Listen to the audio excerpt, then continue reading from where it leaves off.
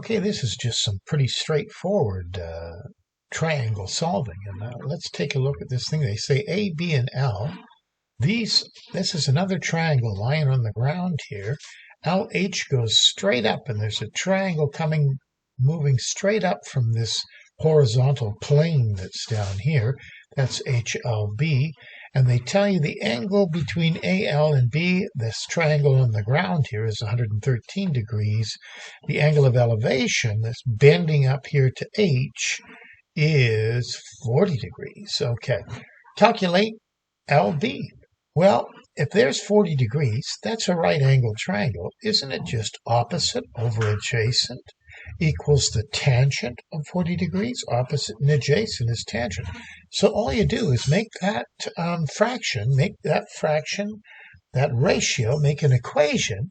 3 over LB equals the tangent of 40 degrees and solve it. So that's all you do. 3 over LB is the tan of 40. Now, these guys can trade places. You actually multiply both sides by LB and divide both sides by tan 40. Your answer is 3 divided by tan 40. That will give you 3.58. You can use the sine rule and use to get at it too. You could use the sine rule. If that's 40, that's 50.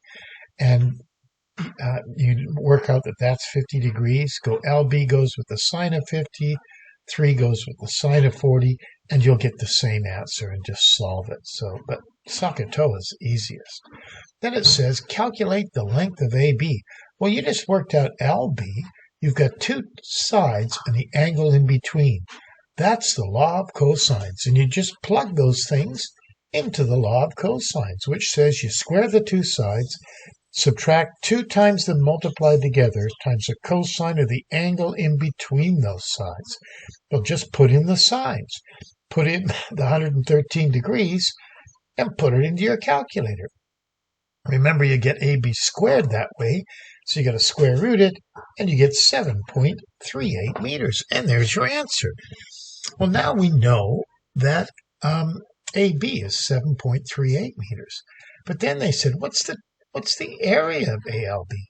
Well, you just have to know the formula.